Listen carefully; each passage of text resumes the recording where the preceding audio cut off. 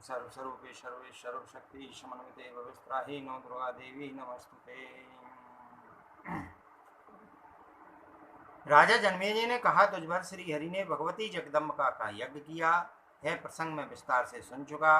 अब आप मुझे भगवती की महिमा विशद रूप से बताने की कृपा कीजिए। विप्रवर, देवी की महिमा सुनने के पश्चात मैं उनका उत्तम यज्ञ अवश्य करूंगा, फिर तो आपके कृपा प्रसाद से मेरा जीवन परम पवित्र बन जाएगा। व्यास जी कहते हैं, राजन, देवी का उत्तम चरित्र मैं कहूँगा। अभी एक प्राचीन इतिहास विस्तार से कह रहा हूँ। राजन, कौशल देश में एक सूर्य वंशी राजा हो चुके हैं। वे महान तेजस्वी राजा पुष्य के सुपुत्र थे।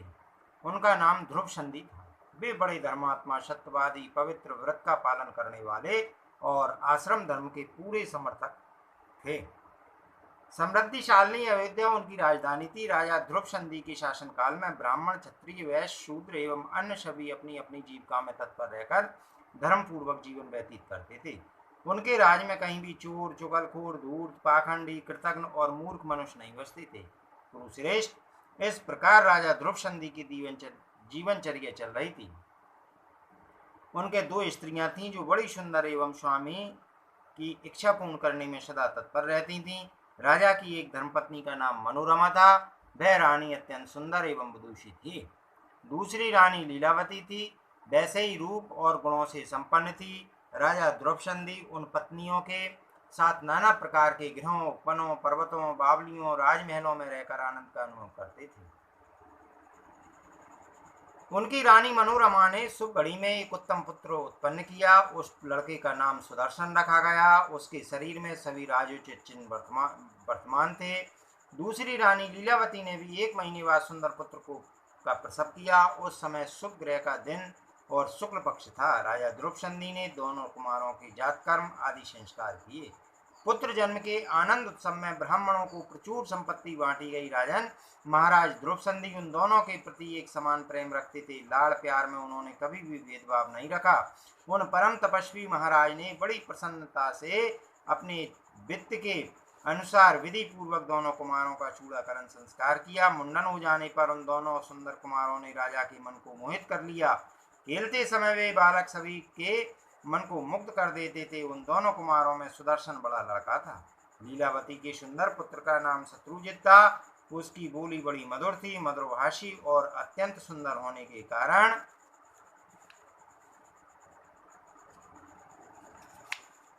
राजा उससे अधिक प्रेम करने लगे।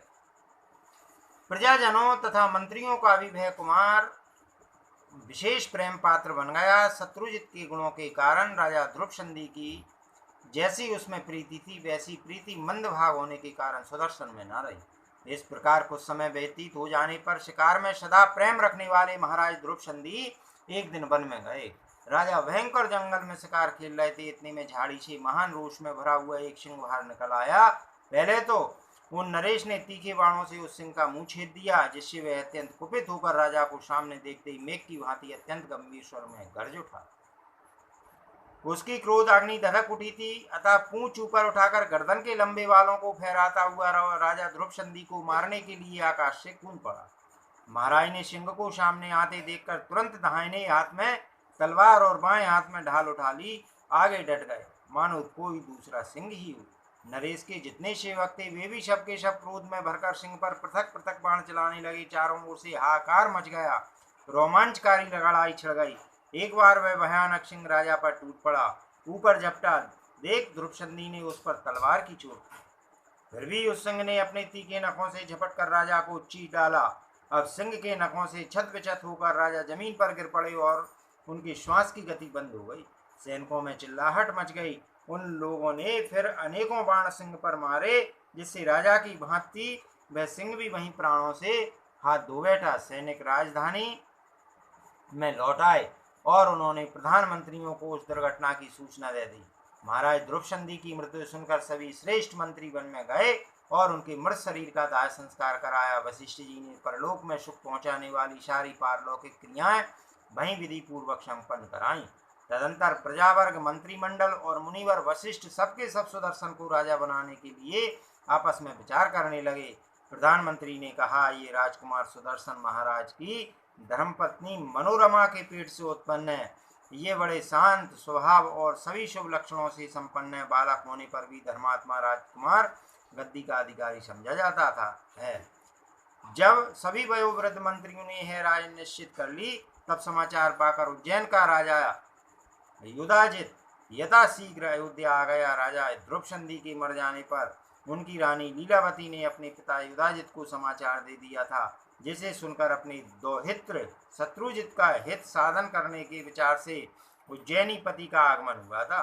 वैसे ही मनोरमा का पिता राजा वीरसेन, जो कलिंग देश का शासक था, अपने दोहित्र सुदर्शन का हित साधन करने के लिए वहां आ गया। दोनों नरेशों के साथ पर्याप्त संख्या में सैनिक थे। स्थिति बड़ी भयंकर थी। राजगद्दी पर किसका अधिकार होगा, इस बात को लेकर मुख्यमंत्रियों के साथ उन्होंने मंत्रणा आरंभ कर दी। युधाजित ने पूछा, दोनों राजकुमारों में कौन बड़ा है? बड़ा पुत्र ही राज का अधिकारी होता है, छोटे लड़के को कभी भी राजगद्दी नहीं मिलती। वही राजा वीरसेन ने भी उत्तर दिया, राजन, धर्मपत्नी मनोरमा का कुमार सुदर्शन बड़ा पुत्र है।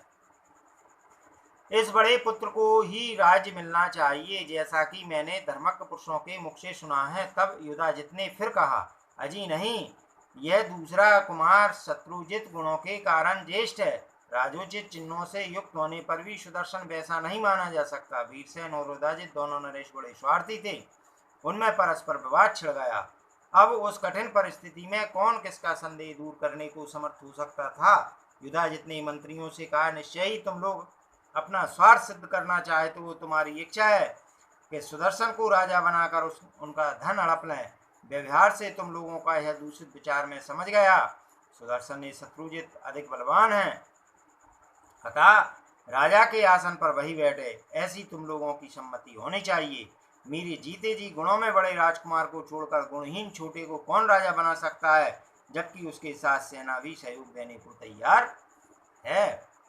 इस प्रश्न पर निश्चय ही मैं युद्ध करूंगा और तलवार की धार से यह पृथ्वी दो भागों में बट जाएगी। तुम लोगों की इसमें क्या बात रह जाएगी? वीरसेन और युधाजित दोनों नरेशों में बड़ा वाद विवाद छिड़ गया। प्रजाजनों और ऋषियों में खलबली मच गई। बहुत से सामंत नरेश अपनी अपनी सेना लेकर राजधानी को नष्ट करने के विचार से आदम के बड़ी तत्परता से परस्पर युद्ध के लिए उन्हें उतावली लगी हुई थी। राजा ध्रुवसंधि मर गए। यह सुनकर श्रृंगबेरपुर में रहने वाले निषाद राजा का खजाना लूटने के लिए वहां आ गए। राजा का प्राणांत हो गया। दोनों राजकुमार अभी बालक हैं और आपस में लड़ाई छिड़ गई है। यह समाचार पाकर देश देशांतर से लुटेरों के भी दल आ पहुंचे। अब विवाद कड़ा होने पर युद्ध आरंभ हो गया। युधाजित और वीरसेन दोनों लड़ने की अभिलाषा से मैदान में डट गए। व्यासी कहते हैं कि युद्ध आरंभ हो जाने पर वीरसेन और युधाजित दोनों नरेश लड़ने के लिए शस्त्रों को लेकर उपस्थित हो गए। क्रोध और लोभ ने उन्हें अपने वश में कर लिया था। अब भली भांति रोमांचकारी संग्राम आरंभ हो गया। युधाजित की भुजाएं बड़ी विशाल थीं। हाथ में धनुष लेकर वह सम्रांगण में खड़ा था। उसके पास वाहन और सैनिक बहुत थे। उसने युद्ध के लिए पक्की धारणा बना ली थी।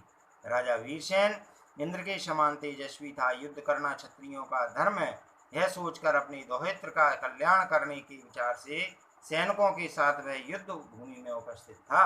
सम्रांगण में युधाजित को देखकर उसने उस पर बाणों की झड़ी लगा दी, मानो मेघ पर्वत पर जल बरसा रहा हो। उस समय सत्य पराक्रमी नरेश के सर्वांग में क्रोध व्याप्त हो गया था। वीरसेन के सभी बाण अत्यंत चमकीले, सीधे धस जाने वाले और तीव्रगामी थे।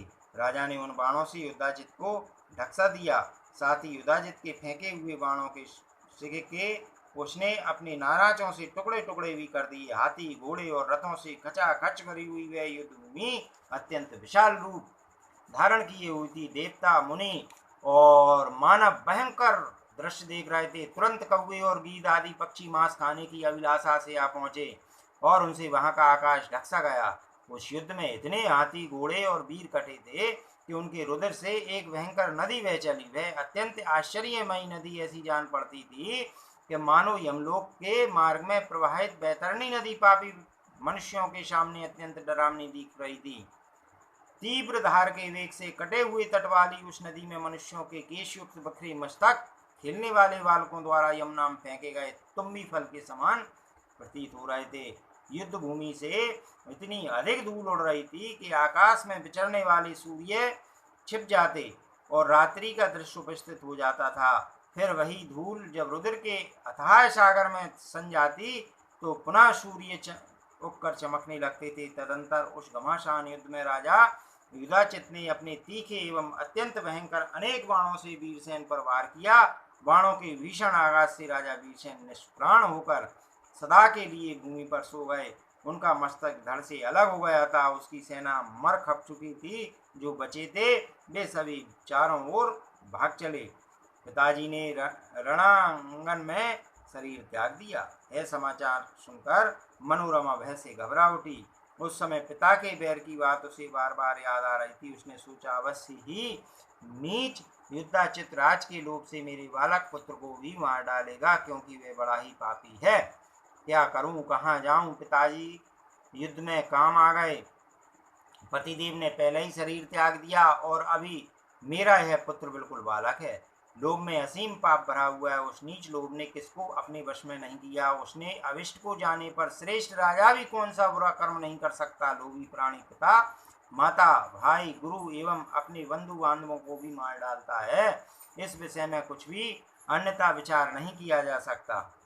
लोभवश मानव निमिष भोजन खा लेता है, जहाँ नहीं जाना चाहिए वहाँ चला जाता है। धर्म को तो वह सदा के लिए त्याग देता है। इस नगर में कोई भी अधिक शक्तिशाली पुरुष मेरा सहायक नहीं रहा, जिसके अवलंब पर रहकर मैं इस होनहार बच्चे का पालन पोषण कर सकूं। यदि पापी युधाचित मेरे पुत्र को मार डालेगा तो फिर मैं क्या करूंगी। जगत में मेरा कोई रक्षक नहीं है जिसके सहारे मेरी स्थिति सुधर सके। मेरी सौत जो लीलावती है वह भी सदा से बैर ठाने रहती है। वह दयालु बनकर मेरी पुत्र की क्यों रक्षा करेगी। तब युधाजित वहां लौट आएगा, तब तो मैं भाग भी नहीं सकूंगी। पुत्र को अबोध बालक जानकर तुरंत ही वह मुझे कैद खाने में ठूंस देगा। सुना जाता है इस डाहे को लेकर ही इंद्र ने विमाता दिति के गर्भस्थ बालक को 7 टुकड़ों में काट डाला था। इसके बाद फिर सातों के 7-7 भाग किए थे। उस समय इंद्र ने अपने वज्र को अत्यंत छोटा बनाकर उसे हाथ में ले माता दिति की उदर में प्रवेश किया था। वे ही 49 पवन अब भी भूलोक में विराजमान हैं। मैंने यह भी सुना है कि पूर्व काल में एक रानी ने सौत का गर्भ नष्ट करने के लिए उसे भोजन में विष दे दिया था। कुछ समय व्यतीत हो जाने पर उसके बच्चा पैदा हुआ, तब भी उस बालक की देह में विष सटा था। इसी से वह बालक भूमंडल में सगर नाम से विख्यात हुआ। राजा दशरथ के जीते जी उनके बड़े पुत्र राम को रानी कैकई ने इस सौतिया ढाई के कारण नहीं वन में भेज दिया था। बाद में राजा की मृत्यु भी हो गई।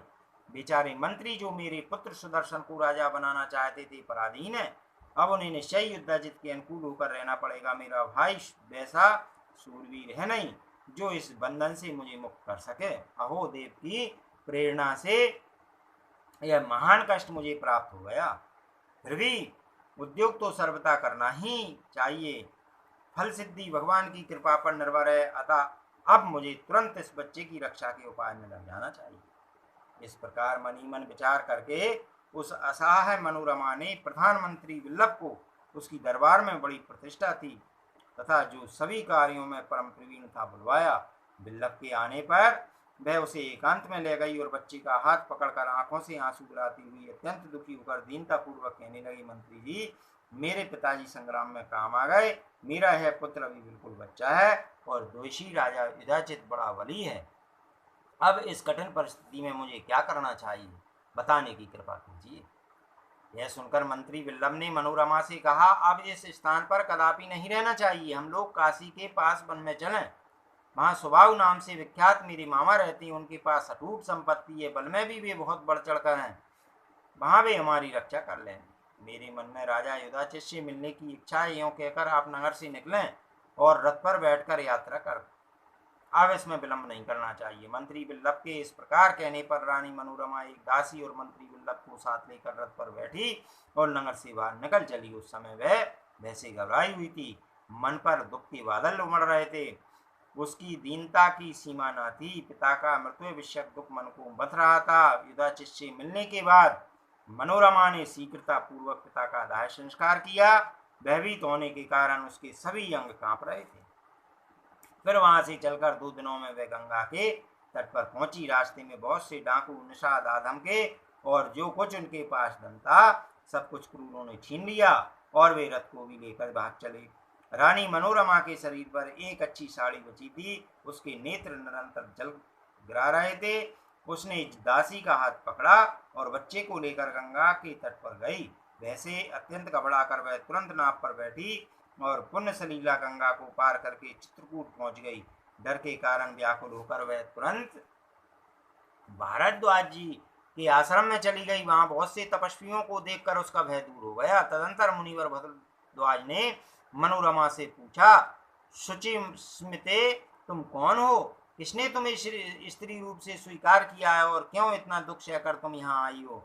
सच्ची बात बताओ सुंदरी, तुम देवी हो अथवा मानुषी? इस अबोध बालक को लेकर वन में आने का क्या कारण है? कमल के समान नेत्र वाली देवी, ऐसा जान पड़ता है मानो तुम्हारा राज छिन गया है।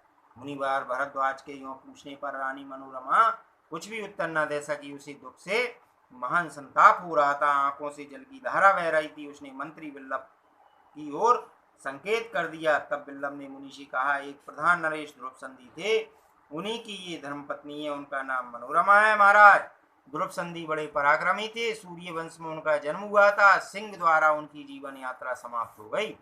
सुदर्शन नाम से विख्यात यह कुमार उन्हीं महाराज का पुत्र है। इन महारानी के पिता वीरसेन बड़े धर्मात्मा पुरुष थे। इस अपने दोहित्र सुदर्शन के लिए वे रण में मर बैठे। अब राजा युधाचित के भय से अत्यंत भयभीत होकर ये रानी निर्जन वन में भटक रही है। मुनिवर, ये राजकुमारी अपने छोटे बच्चे को लेकर आपकी शरण में आई है। महाभाग, अब आप ही इनके रक्षक हैं। दुखी प्राणी की रक्षा करने में यज्ञ से अधिक पुण्य बताया गया है। भय से घबराए हुए दीन की रक्षा करने से तो और भी विशेष फल होता है। मुनिवर भरद्वाज ने कहा, पवित्र व्रत का आचरण करने वाली कल्याणी, तुम यहाँ निर्भय होकर रहो और अपने पुत्र का भरण पोषण करो। विशाल लोचने, अब तुम्हें शत्रु का भय बिल्कुल नहीं करना चाहिए। इस सुंदर पुत्र की रक्षा करो, तुम्हारा है पुत्र राजा होगा। इस आश्रम में दुख और शोक का तुम्हें कभी भी सामना नहीं करना पड़ेगा। व्यास जी कहते हैं, इस प्रकार मुनिवर भरद्वाज जी के कहने पर रानी मनोरमा का चित्त शांत हो गया। अब वह मुनि की दी हुई कुटी में निश्चिंत होकर रहने लगी। वहां उसे दासी और मंत्री विल्लभ का साथ रहा। फिर तो पुत्र सुदर्शन का पालन करती हुई वे अपना समय व्यतीत करने लगी।